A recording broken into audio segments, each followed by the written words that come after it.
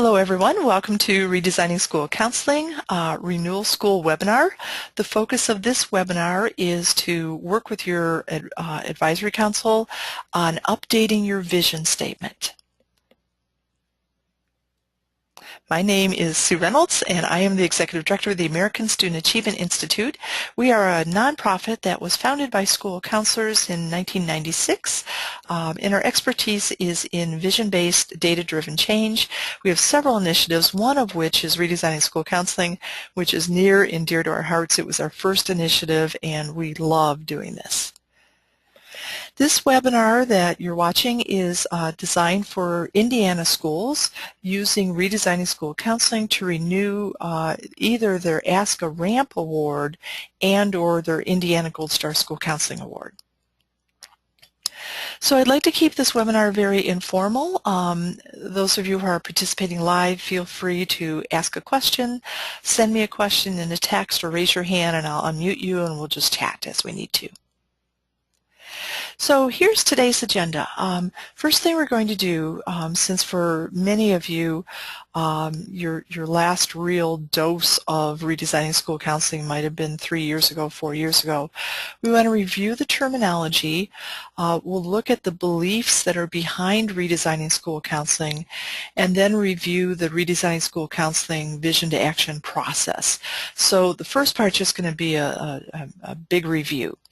Then we'll talk about the activities that need to happen this month, and as you know, there will be monthly webinars, and for the redesign, they're always the first Tuesday of every month at 10 o'clock. And we encourage everybody to participate live so that I can hear from you, get feedback from you, but then also so that you have the opportunity to hear and talk with other people and to ask questions. So we'll talk about this month. We'll do a meeting walkthrough on revisioning. We'll also look at the submissions that are due and the rubric for those submissions. And then we'll go to the online system. For some of you, this is a new look at a new online system that we've been using for just over a year that we've had really good feedback on. So that's the agenda for today, and we'll begin with the review. So let's look at the terminology.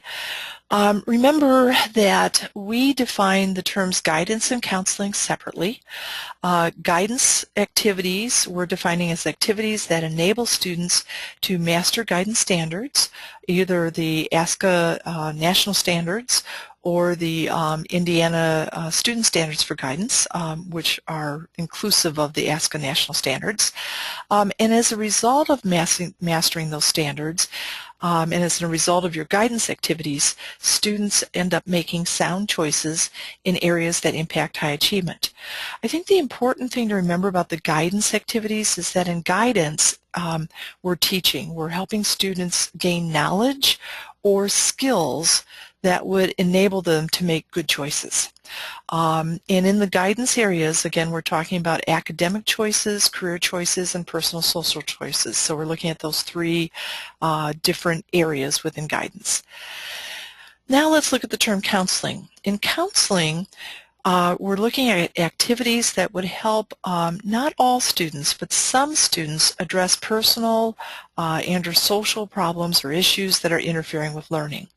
So if your school is typical, about 1 in 5 of your students has a personal social concern that's interfering with their learning. And so in your counseling activities, we'll be working to help students address those issues. So those are counseling, guidance, those are the definitions. Those are all both direct services where we're meeting face-to-face with students in order to make those activities happen. Then the other types of activities are advocacy activities and management activities. So advocacy activities are the things that counselors do that promote systemic change to develop an environment that supports learning for all students, or that promotes the needs of an individual student. So let's look at a couple of examples for that. One example is that let's say that there was a course prerequisite that required that students purchase a bunch of equipment, and you knew that your low-income students were not going to be able to enroll in that course because they couldn't afford to buy those materials. And so you went to the school administrators or maybe the teachers, and you advocated for that prerequisite to be changed. That would be an advocacy activity. It's a activity that you're doing to create environmental change. The other thing, excuse me, the other thing that you might be doing is promoting the needs of an individual student, like you might be doing if you need to be an advocate for a student with a particular teacher or in an annual case review or whatever. When you're advocating for an individual student, that is also advocacy. Now let's look at management. Management activities are things that usually happen, or probably always happen, behind the scenes that enable the school counseling program to run smoothly and efficiently. So things like participating in professional development, studying data, doing evaluations, creating guidance lesson plans, writing passes in the morning for kids to come in and see you. Those are all management activities. So those advocacy and management, those are sound use of counselors' time. We need to advocate for kids, and we also need to manage our programs. So altogether, there's 4 different types of activities. There's the guidance and counseling activities that are direct services, and then there's the advocacy activities and the management activities. Then here are, I mentioned these, but common management activities: program development, personal development, networking, evaluation. So then we also want to define all of those other things that counselors do that have nothing to do with guidance or counseling. So we're calling activities that do not help students either master the guidance standards or address a personal or social issue that's interfering with learning. We're calling those activities non-program activities. And we know that some counselors spend a large percentage of their time performing non-program activities. Here's some examples. So administration activities: state testing, state reports, administering special ed, administering gifted and talented program, high ability program, doing book rentals, substitute teaching, attendance. Those are all administrative tasks. Somebody has to do them. They have to happen in the school. But when counselors do them, we consider them as being non-program activities. Then in terms of record keeping, report cards, transcripts, GPAs, class ranks, honor rolls, that also is not helping students master an indicator, nor is it helping kids overcome a personal social problem that's interfering with learning. So those are non-program activities. Again, they're good activities. Somebody has to do them to make the school run. But when counselors do them, we consider them to be non-program activities. They're not part of the work that counselors do. Scheduling, master scheduling, balancing course loads, those would be non-program. And then coordinating awards programs or coordinating graduation or being in charge of discipline or attendance, those are things that are non-program activities. So those are the definitions of the different terms. And again, non-program activities are activities that do not help students master the guidance standards or address personal social problems that are interfering with learning. Okay, let's look at our beliefs. Over the past couple of years, we at ASA have really kind of honed in on our belief statements that really are behind RSC. So if you haven't done RSC for 3 or 4 years, this may be new, and I think you'll find it very enlightening. It's really helped us in our work. It's helped us communicate our work. So our main belief is that school counseling programs help students make sound choices in areas that impact academic success. So the whole focus of RSC is helping kids make sound choices, because when we believe as school counselors, when we do that, we're enabling kids to make better choices in areas that impact academic success. Again, we are school counselors, so we think that has to be our focus, is academic success. So all of RSC now is focused on those student choices, helping kids make sound choices. So this little diagram we've come up with that we think helps to show what we believe. Basically, we believe that school counselors provide sound guidance and sound counseling. As a result of that, kids make better choices, and as a result of that, academic achievement goes up. The achievement study that was done by the University of Scranton and University of Connecticut. This is why we think achievement has gone up in the Indiana RSC schools, because kids are making better choices because the school counseling programs are so sound. Then, when we're designing your school counseling program, we're just going to do the same pyramid, but now we're going to do backwards. We're going to start out with what are the school's academic goals. Then we'll say, okay, what are the choices that kids need to make to achieve those goals? And then we'll design the school counseling programs so that we're giving kids the knowledge that they need to make that choice. And also we're helping them overcome the social personal issues that might be interfering with those choices. So that's the program design model. We're just taking the impact model and just working it backwards. Okay, let me pause here, see if anybody has any questions. I'm not seeing any hands up right now, but if you have a question before we go on, let's address that now. Okay, not seeing any hands up. Okay, let's go on. So this is the process that we're using. It's changed a little bit since 3 years ago, and I think that you'll appreciate the change. And actually a lot of the change is based on feedback that you all gave us 3 years ago. So basically I want to compare the old model and the new model. You may remember that when you did this the first time, we had all kinds of goals. We had layers upon layers upon layers of goals. And we've really changed that now. So in the old system, you had achievement goals, you had academic choice goals, you had guidance goals, and you had counseling goals. We still have all that data, but we're just looking at it differently. First of all, we no longer have your advisor council and you come up with your own achievement goals. In this day of age, we know that all schools have school improvement plans. We know that there's already been a school improvement team that has created school improvement goals. So we're just going to use the academic goals, the achievement goals that are in your school improvement plan. So that will no longer be a discussion with your advisor council. Instead, you'll just upload the school improvement plan or the portion of the school improvement plan that includes the achievement goals, and those will become then your program's achievement goals as well.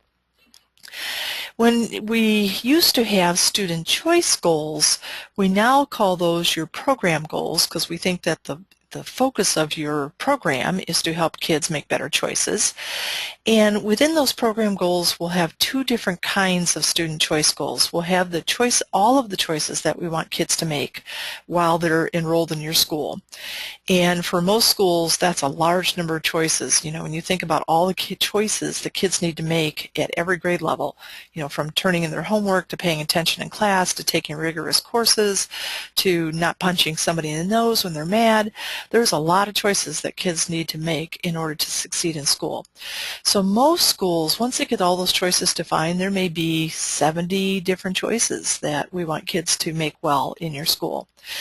Then we'll look at data and we'll say, okay, of all these choices, what are the few that we want kids to really focus on? And that may be one choice, two, we hope no more than 3 choices that your program is really going to hit hard, and we'll call those your priority student choices.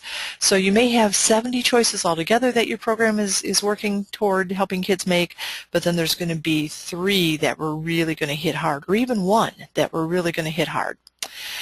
Then, in the old RSC system, we used to have guidance goals or counseling goals. And we're starting to really look at that data differently. We're now calling that root cause data, the guidance data and the counseling data. And we're thinking about that data this way. We're saying, okay, so what's getting in the way of kids making those choices? You know, and we think that there may be 3 things getting in the way. Either they lack knowledge, we haven't taught the guidance curriculum, so they don't have the knowledge that they need, or we've taught it in a way that kids don't get it, but somehow kids don't have the knowledge that they need to make that good choice. Or there's personal social issues that are interfering with all of their choices. or we haven't given them the opportunity to make the choice. You know, maybe kids have the knowledge that they should do a career interest inventory.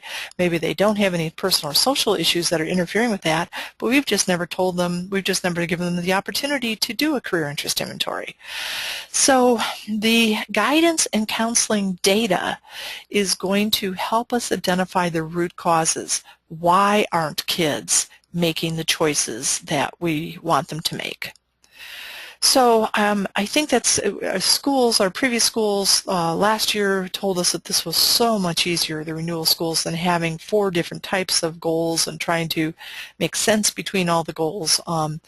This is, you know, kind of defines what the relationship is between those 4 data sets. Okay. So here's the process. And again, this is a little different than what you saw before, but we've gotten really good feedback on doing the process. It's very much the same, just a couple little changes. So the first part of the process is to get ready. That's kind of what we're doing right now. So you have your steering team. Remember, the steering team is at least 2 people. It can be as many people as you want to after that. Most schools have a steering team of 4 just to split the work up. Then there's data collection. You've already done that. You did your surveys last spring, so that's check. We got that one. There's some self-studies. If you didn't do those over the summer, I'll show you where to find those. It's just a matter of answering questions. And then putting together your advisory council. Again, there's if you don't have that advisory council in place or you need to beef it up a little bit, I'll show you in the manual where to find resources to help you do that. So the first part is just getting ready. And then the second part, which is what we're prepping for today, is to redo your vision statement. And in that presentation with your advisory council, we're going to do a little bit of an intro just in case you have new advisory council members from 3 years ago. But then basically we're going to say, okay, let's redo the vision. It may end up being that you love your vision the way it was written 3 years ago and you don't want to make one change. That is absolutely fine. Or it may be that you are deciding that you want to make some changes. I think a lot of schools discover that their vision that they did 3 years ago wasn't lofty enough. So we have a lot of schools, especially high schools, starting to add in AP, IB, and dual credit course completion, successful course completion into their vision, which wasn't really on people's radar 4 years ago, but now it's, you know, majorly on people's radar. So today we'll prep on how to have this first meeting where you look at your vision. Then the next thing to do will be to look at the student choice goals. We'll pull out the student choice goals that you did 3 years ago and kind of compare and, you know, see, are these still the student choices? Again, we find that in a lot of schools you've met the student choice goals. If your goal was to come to school, increase attendance, you worked hard on that the last 3 years and it's no longer an issue, so now you move on to something else. So that's in September, is to identify all those choices that kids make, all the 70 choices. Then the next step, and these 2 steps we're going to do together. That was a recommendation from previous schools. The next step is we're going to say, okay, we've got these 70 choices that we want kids to make, but realistically, how much energy and time do we have? And that's step 4A, to discuss that with your advisory council, and then to say, okay, realistically, this is how much time and energy we have. Is there any way to expand that? And we hope your advisory council will say, yeah, let's talk to your principal about hiring another counselor. We have had many schools hire another counselor after this step, or maybe they'll decide to hire a counseling secretary, or maybe they'll say, we could get a bunch of volunteers to come in and help you do this. So we're going to work on step 4A to get more time and more energy. And then in step 4B, we're going to say, okay, of all these 70 things that kids have to do well, here's the 1, the 2, maybe 3 that we really want to have our program focus on. And we're not going to exceed the amount of time and energy that's available. This is when we come to reality. We're saying to the advisory council, to everybody, there's one of me, there's 600 kids, and I spend 50% of my time doing things that have nothing to do with guidance and counseling, the non-program tasks. in reality I can handle one priority goal, or more if you can get the time expanded. I love this step because once your advisory council understands all the choices that kids make and all the choices that kids are not making well, they are real motivated to help you expand your resources and will become big advocates for your program. I love this step. Okay, so after we know what those small number priority goals are, then in November we're going to say, okay, why aren't kids making those choices? Do they not have the knowledge? Do they have personal social issues? Do they not have the opportunities? And we'll come back here, we'll look at another part of the survey data, and we'll try to figure out why kids aren't making those choices. Once we know why, then we'll move on the next month and try to address the whys. So we'll put in additional guidance activities, or we'll tweak the guidance activities they were already doing to make them more powerful.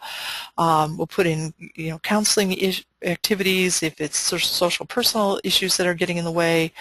And then we will also look at advocacy and management activities. So that's when we'll define what your program is after we know, going backwards, what you're trying to do, the priority goals, what's getting in the way, and then we'll design the activities. And again, some of your activities that you designed 3 years ago, you'll just carry forward. Others you'll decide aren't working and you want to get rid of them or revamp them. So it's just, at this point, we're just revising. And then finally, in the second semester, we'll do all the preparation. So that's where we do the odds and ends kind of things. We're not with your advisory council now. We're working just as counselors, and we're developing your lesson plans, your calendar for next year, both the program calendar, your individual calendars, and then we're creating a budget for you. So that's the process. And again, once we get to the online system, you'll see it's all step by step, and we're going to give you everything you need to do it. So again, let's pause here, see if anybody has any questions about maybe the differences between what you did before and what you're doing now, or just any of those steps. I'll go back so you can look at that once again. Just kind of take a look at each of those steps, make sure they make sense. If not, shoot me a question real quickly. Okay, I must be doing a stellar job of explaining because I'm not seeing any hands up. Either that or you're very, very bright. Probably the latter. Okay, let's go on. So what we want to do is to walk through then this month's meeting. I'm going to do this really quickly. This is not a hard meeting to facilitate. And basically, here's the agenda for your first advisory council meeting that will happen in August. We're looking at just doing a welcome and introductions, and then there will be a real quick review of school counseling. Remember, all of our meetings are designed to be 2-hour meetings. We find that works really well. So the first half of your meeting is kind of reviewing, then you'll take a break, and then we'll go into discussions. And remember, too, that in your meetings, really you're there to listen rather than to tell or share. So the listening part on your part is now to listen to your advisory council talk about what they think your core convictions should be, what they believe adult practices, the ideal adult practices should be, the ideal student choices should be. We're going to draw from that, from those 70 choices or so. And then what's the ideal achievement data? And so there's the agenda. Now, I'm going to switch PowerPoints. Let me see here and go to the actual presentation. Oops, come back. Okay, and I'm just going to fly through this because most of this we've already been through. Okay, so first part is introductions, and then your advisory council, unless your advisory council has been active, we recommend that you meet twice a year in between renewals. But it may be that you have new advisory council members or you haven't met for a while, so first of all, we want to just go over the big picture. So we're reminding people 3 years ago, your school engaged in redesigning school counseling. And this year you're going to review new student data, and you're going to update your program as needed. The parts that you don't need to update, you're just going to leave them the same. And then the parts that you do need to update, you'll update. So here are the 5 products that you'll be looking at this year. The one you're doing at this meeting is the vision statement, then next meeting advisory council, priority goals, root causes, and then activities. So those are the things that need to be updated. Okay, and then you're reminding people that at the end of this process, you're going to submit those 5 things to the Department of Ed to be recognized for an Indiana Gold Star School Counseling Renewal Award, or to renew your ASCA Model Program Award, or to apply for the first time for the ASCA Model Program Award. And just a reminder, especially for Jason who's new, if you get the Indiana Award, you automatically qualify for the National Award. And as you saw, most states only have 1 or 2 ramp schools, so it's really a big deal. Okay, then we are going into the review, and you're reviewing the terminology just like we did in the previous part of this workshop. And then you're looking at the reliefs just like we did previously. And then the process. And then this year, you're showing people, we've already done the getting ready part. At this meeting, we're doing the vision part. At our September meeting, we're going to look at all of the choices that kids have to make in order to be successful at school and open the door to successful post-secondary. Then in October, we're going to, really talk about how much time and energy do we have, and then set our priority goals. And then November, we'll look at our root causes, December activities, and then second semester, the counselors will be working to implement the program that you've talked about with them. Okay, then on this screen, we would suggest that you fill in the dates for all of the meetings. We want to make sure that you get on everybody's calendar up front. And then what we're talking about at this meeting is the vision statement. And we're reviewing a little bit what is a vision, and it's reminding people that it's not based in reality, that we're going to describe our ideal community values, our ideal adult practices, student practices, and ideal student achievement data. So we're talking about, why vision. This is not just, for fun. This is, it's very important. Visioning raises expectations. It puts everybody in a common direction, focuses on the future, it focuses on kids, it increases commitment, increases energy, and it provides a basis for decision making. Later, we'll say, okay, if it's taking us to our vision, it's a good activity. If not, it's maybe something we could leave out. Then, things to think about before visioning. One is academic rigor, how much academic rigor is needed to work in a global economy. And just some reminders that, in order when thinking about preparing kids for low-skill, low-wage jobs, those jobs are going to other countries. 80% of the workforce now live in countries where the average wage is below $1 an hour. So it makes much more sense for CEOs to ship their low-wage jobs to places other than the United States. Also, recently there have been improvements in transportation and especially communications to make it possible for those low-skill jobs, especially manufacturing jobs, to go to other countries. So in terms of thinking about preparing your students for low-skill jobs, I don't know if those jobs are going to be in our country. So in thinking about preparing kids for high-skill jobs, we're finding that those jobs are now also moving to other countries. So there are low wages in other countries, significantly lower wages for high-skill jobs in other countries. But the big thing that's happened in the past couple of years is that software has started to be standardized, making it much easier to send our high-skill jobs to other countries. And then there's also, because of that, lower communications cost. So a lot of our high-skill jobs are now moving out of the United States to other countries. Then the other thing that's happened is that science and technology education in other countries is making it desirable for U.S. companies to hire employees from outside the U.S. So not only are we shipping or sending our high-school jobs to other countries, we're bringing in people from other countries to do our high-school jobs because those folks are better prepared for those high-skilled jobs than students and employees in our country.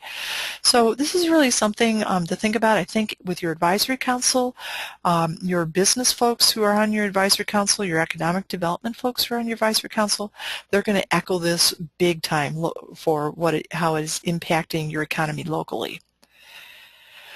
So here are just some quotes that I found interesting. The CEO at Infosys Technologies says everything you can send down a wire is now up for grabs. It's just as easy to send an engineering job to India as it is to send it to the next cubicle. There is no job in America's America's God-given right anymore. The CEO of Hewlett-Packard. So really something we need to think about, and I think as we're designing and looking at academic rigor, the amount of academic rigor that you're preparing students for through your school counseling program, we really need to up the rigor if we want to stay competitive globally, and if we want your students to be able to find jobs globally. Okay, so the question is, how do people prepare for success in a global economy? This is a study that was done by Education Week. It was a huge study. It's several years old, but I think it still is just spot on.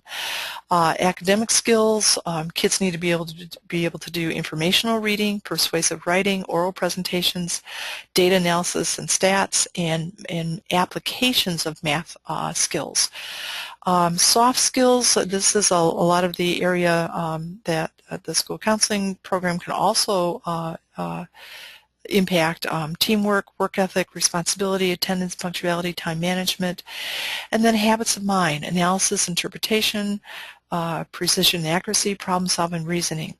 So I think you can see as school counselors, we can advocate for courses that are going to have that high rigor ability, certainly teach the soft skills, but also encourage students to enroll in those high academic skill courses, and encourage teachers and administrators to provide extra help programs for those high rigor courses.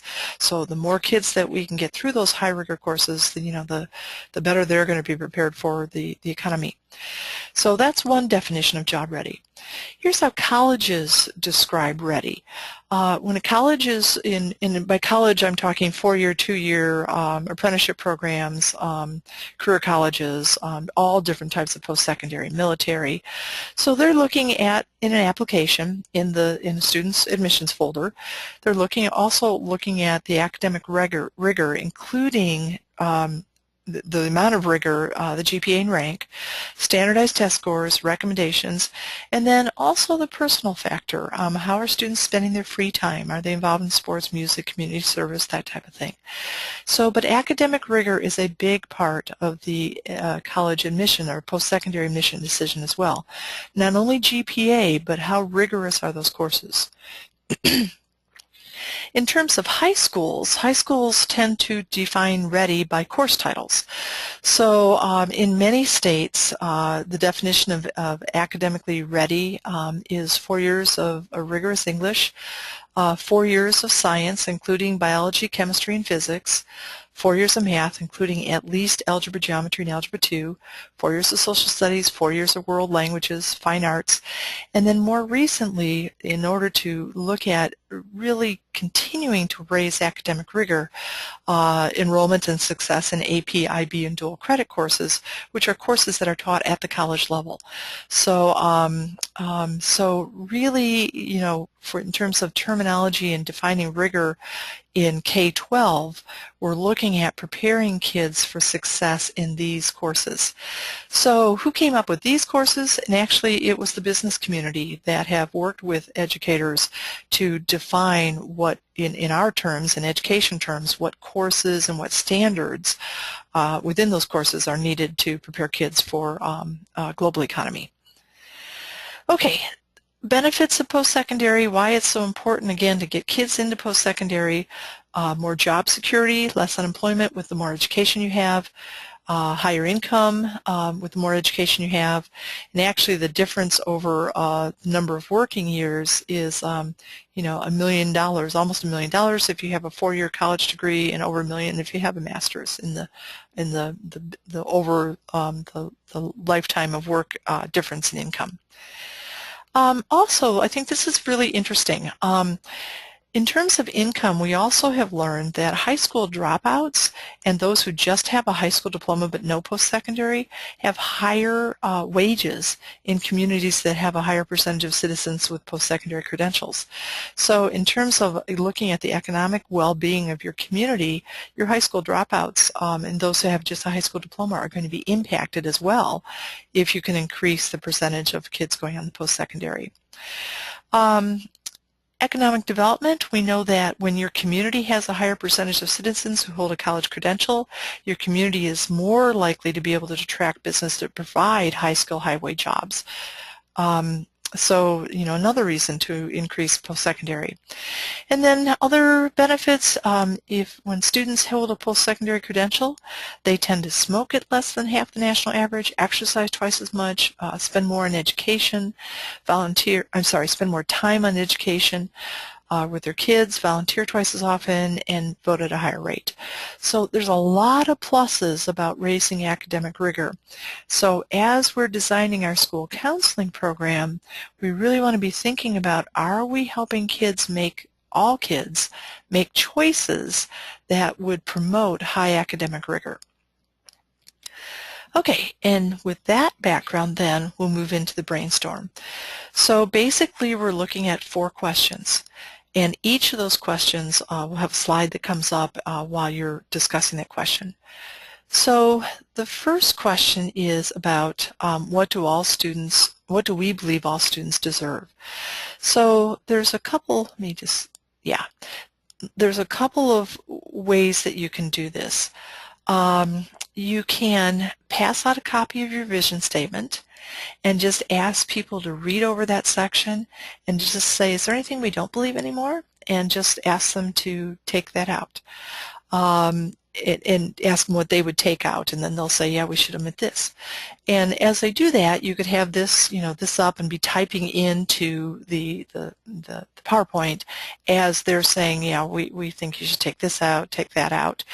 And then you could also, then the next part of the discussion would be, is there anything that we should add to our current vision statement? That would be, I think, for most of our high schools where people would say, oh yeah, we need to add in that APIB and dual credit. We weren't lofty enough last time we did this. Or a lot of our middle schools are starting to say, man, we didn't put in algebra in 8th grade, or world language in middle school. We want to add that in. Our definition of rigor has increased. So we're looking at each section of the vision statement and seeing, what are we adding, what are we leaving out. And I may have misled you a little bit. On this slide, we're just looking at what do all kids deserve. So all kids deserve to be able to enroll in an AP class. All kids deserve respect. All kids deserve help with their homework. All kids deserve parents who love them. Whatever it is that you think that all kids deserve. But I think you can see the format. We're just taking out parts from your vision statement that maybe don't belong there, that the group would like to leave out, and then adding new parts. So that's discussion 1, what do all kids deserve? This section 2 is about ideal adult practices.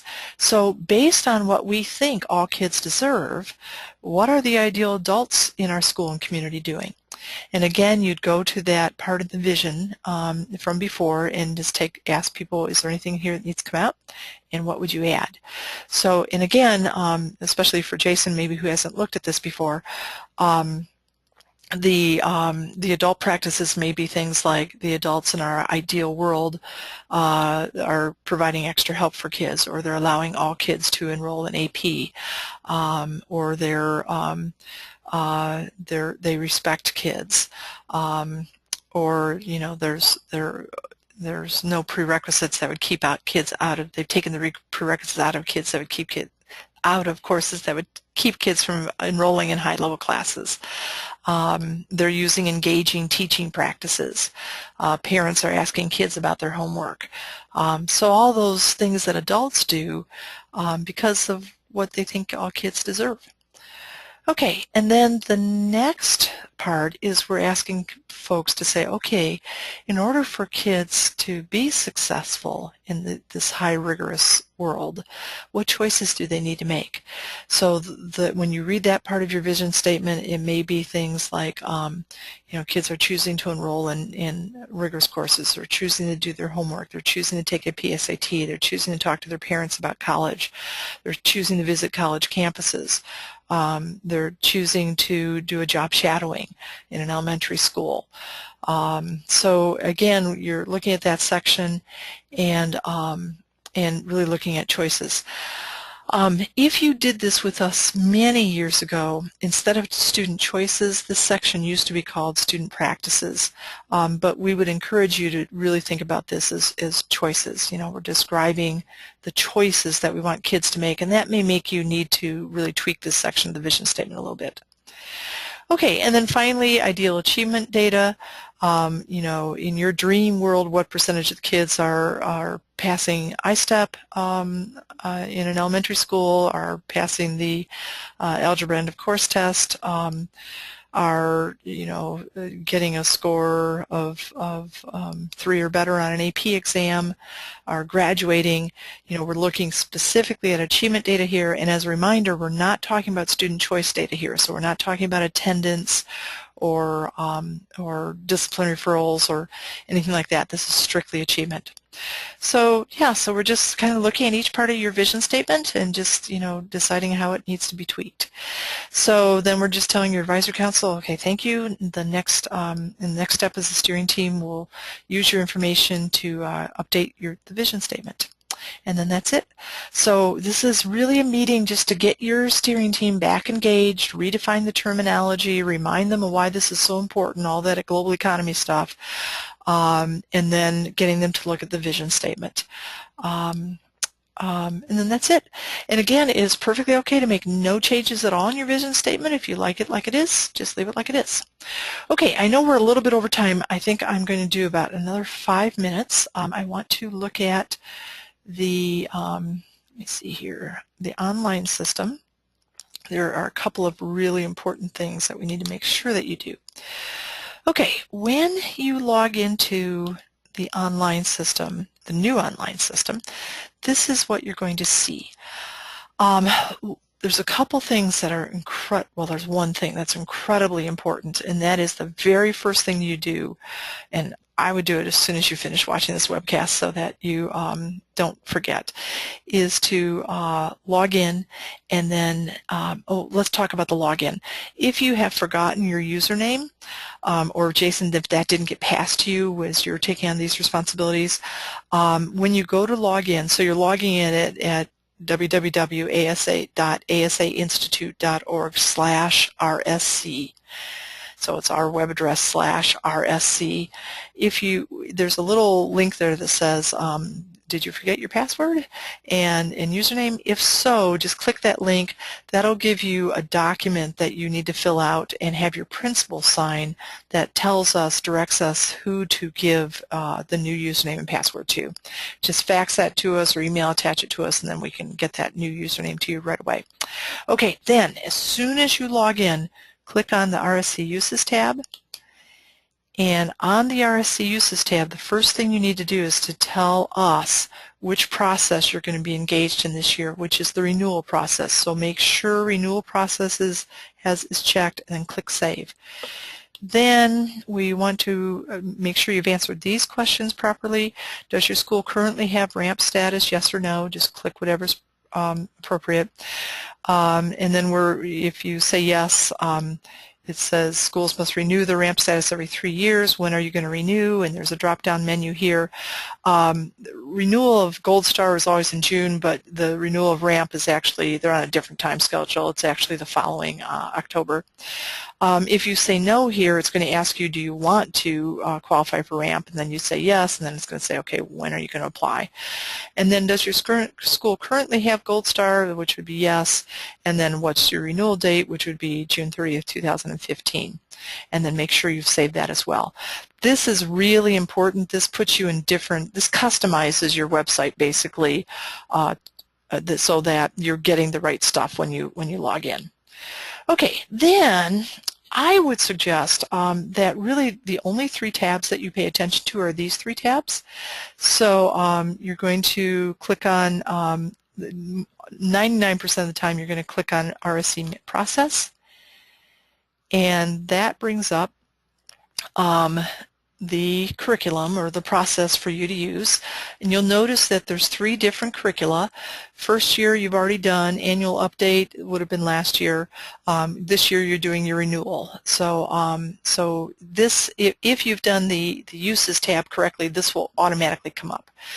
So the first few steps, these are things we talked about last spring, but Jason and others, if you need help or if you haven't done these, just walk through them.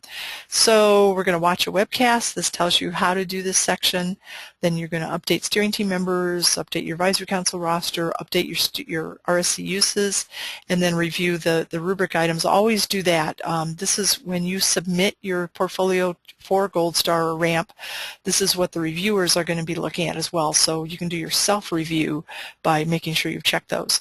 As you do these, you can just check them off. That is really helpful, because then, like when this school comes back in, they know, okay, I've already done that. Now I'm on number 2. I'm going to update my steering team members. So then the second step was collecting data. You've already done some of that. You've already conducted your survey, so you click that. Also, your time use log, that's something you need to start again this fall. You'll be using that when we get to, let's see, that data will be used in November, so we need that data. And those of you who were with us for our meeting last spring, I know you did that all last spring, and now we want you to continue that into the fall. And again, if this is something that you have no idea how to do, watch this webcast. This webcast will explain all of these steps. Okay, then in June, we were evaluating our progress from previous year. Want to make sure that you've done that. And then we're conducting self-studies. Again, here's just open up the studies and do them. They're just all a bunch of questions. It's pretty self-explanatory. And then here's where we are today. So in August, we're updating our vision statement. The webcast that we're recording right now will be posted right here. This is last year's, which is basically the same, but this new webcast will be posted here. And then when you're ready to conduct Advisory Council Meeting 1, you can just click here. This will take you right to the manual page.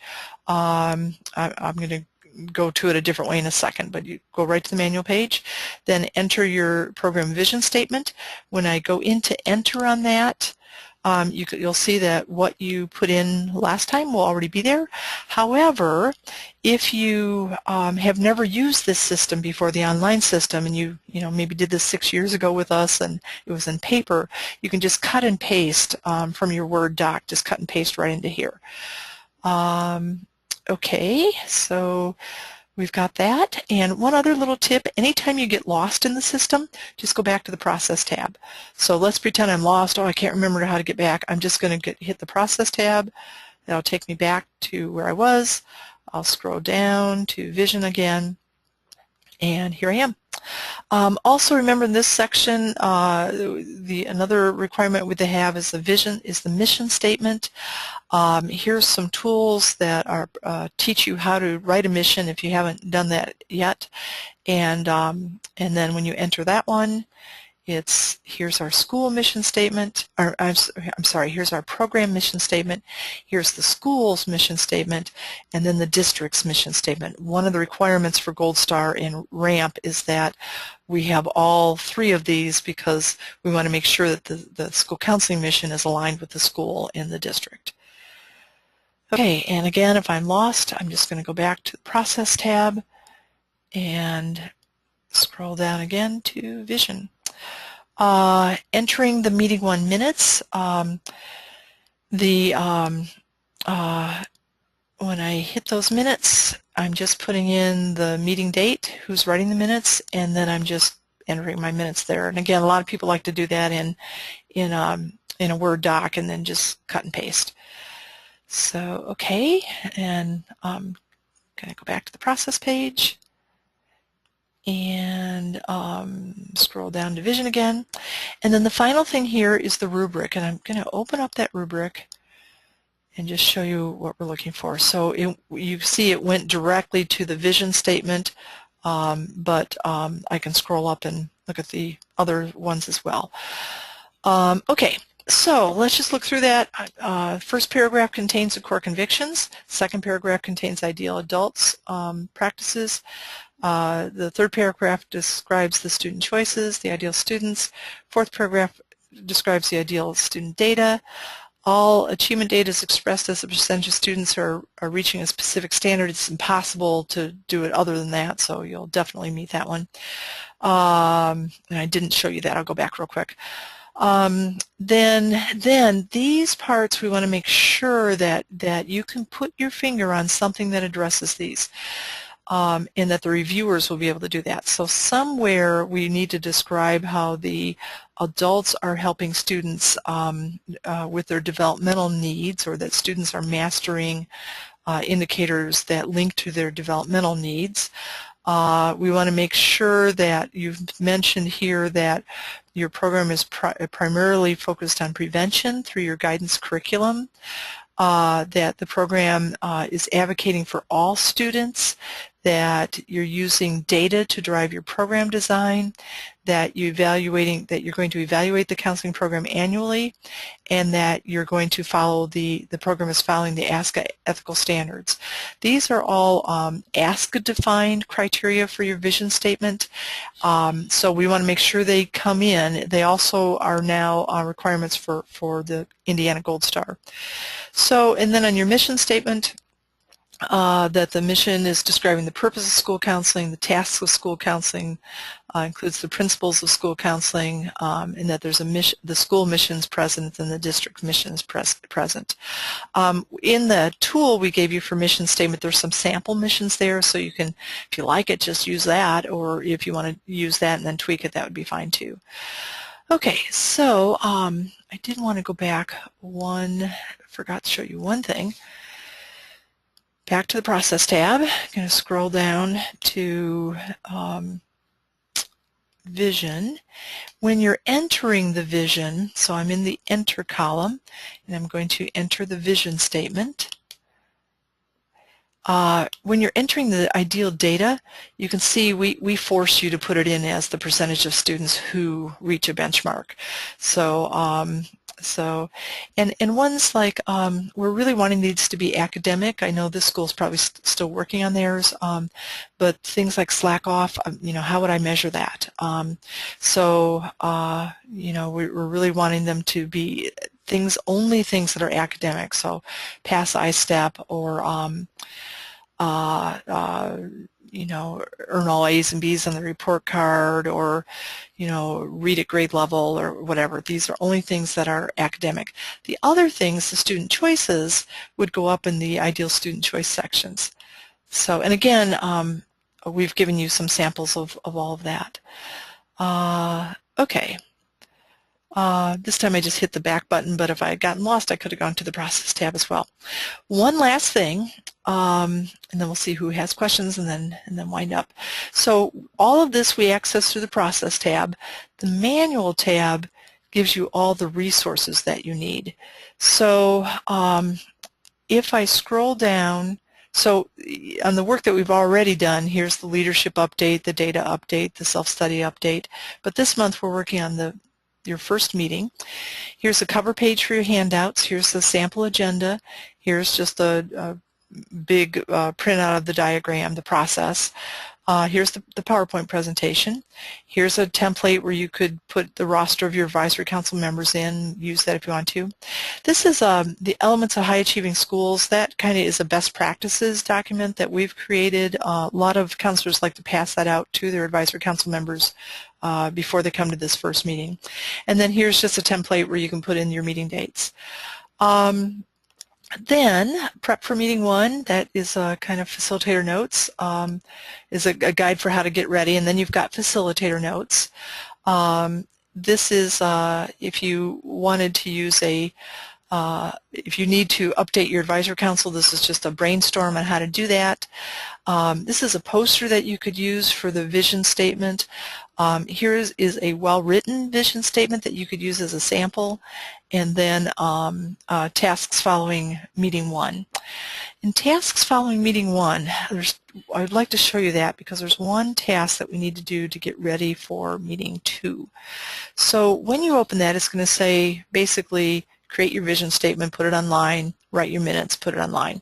But now we need to do this prep for meeting 2. At meeting 2, we're going to be looking at student choice data and guidance data. So basically what this is saying is that before you get to meeting 2, please send the following to each advisory council member. So it's a pre-meeting memo. We're actually going to give your advisory council members some homework before they get to meeting 2. So let's look at what that memo looks like. So here's the memo. It tells people, and again, you can, put this on your own letterhead and tweak it, edit it however you want to. We're just trying to do some of the start work for you to save you time. So we're pleased with the progress. Our next meeting will be talking about goals. We're saying to people, please review the information about our academic goals. So that would be coming from your school improvement plan. And then we want to talk about the school counseling program goals, which remember are just student choice goals. So instead of having you pass out a lot of data reports like you had to last time, your advisory council members can just access this information online and do the review before they come to the meeting. So all you have to do is send them an email or send them a letter with this information, and then they can do their homework before they get to your meeting. Okay, so we're telling them to go to this web address, so it's our address /rsc-public-data, and I'll show you what that looks like in a second. And then we're saying, okay, print the report, and then check the choices that you believe all students should make in order to reach our students' achievement goals. And they may check all the choices, or they may check 80% of them or half of them. That's up to them. And then star the choices that you are concerned about because too few students are making sound choices in those areas. So they may say they're all important, but oh my gosh, these we're really worried about because the kids aren't making this choice. So we're going to do that. And then the other thing that's, I think, really beautiful about the data that you get online is that we can disaggregate the data. So in Part B, we're saying, okay, now let's go to one of the drill down reports. And it could be a drill down report that is of interest to them. So if they're a third grade parent, they may want to see what are the third graders saying. If they're a Hispanic community member, they may want to say, oh, I wonder if there's discrepancies between the choices that Hispanic kids are making and other kids. Or if somebody's big on gender equity, they might want to look and see the differences between boy and girl choices. So what we want them to do is to look at the data. Some of them will look at all data, but we want them to note any groups of students who are making sound choices at a rate that's less than their peers. A lot of schools will find that that's especially the rural schools that maybe don't have as much diversity, but I think you will find that your low-income kids, your free and reduced lunch kids, are not making as sound choices as the paid lunch kids. So, and then record data to back up their beliefs. So when they go to this web page, and I'm sorry we're going over much more than I had wanted to, this is the public data that they'll get. So the first thing they need to do is select the state, and then within the state they're going to select the school. So they'd go down and pull out the school. Let's see, let's go to Franklin Middle School. And then when they're looking at the student choice data, they would just click on the summary report to see all of it, or they could then go in Part B into the drill down reports. So they could look at a specific grade level or gender, race, ethnicity, lunch program. if they're participating in 21st Century Scholars or not, if they're special ed, if they have an IEP, their parents have been to college. And I find this one especially informative, is looking at what kids say who typically get D's and F's on the report card versus kids who, the choices that kids make if they're getting A's and B's on the report card, becomes very clear why kids don't do well at school when you start to disaggregate the data that way. Okay, so that's the data. One other way you can get this data and I'm just for Jason who wasn't sure, if you go to learnmoreindiana.org, you can get to the data that's private that way. So we're scrolling down to Learn More Indiana Student Survey, and that is going to come up with this page, and then we can get to the public reports that way. You'd get to the same page that we just looked at. But I also want to show you this section up here called School Reports, and that's going to take you to a login page. It would take you to a login page, but I'm already logged in as Marengo, so it's going to pull up theirs. But what I want to show you in that one is that the private reports are in yellow here, that you can get the private reports that are password protected, as well as the public reports. So just for Jason and the others who don't know how to get the private reports about student assistance, kids' personal social needs, and then also what kids think about their counselors, that's how to get that. Also, for the high schools, for Jason and others, a really neat thing is the student list generator, that you can ask the computer to give you lists of students who answered, student names and their email addresses if you want, for kids who answer specific questions in specific ways. So you could say, give me a list of all the kids who don't know where to find extra help in my school. That data is only available for student choices and guidance needs. It's only available for school counselors. Nobody else can get that data, but it allows you to kind of customize your guidance curriculum to specific students. So, okay, I think that is it. I'm going to go back and see if anybody has any questions, and if not, we will close. And I've got, one question coming up here. Let's see if I can get to that. For some reason, that won't stay open. There we go. Let me see.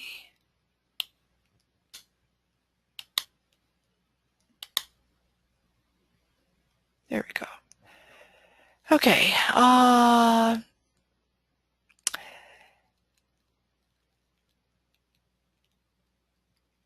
Webcasts are not available for April, May, June, and July. This is coming from Jason.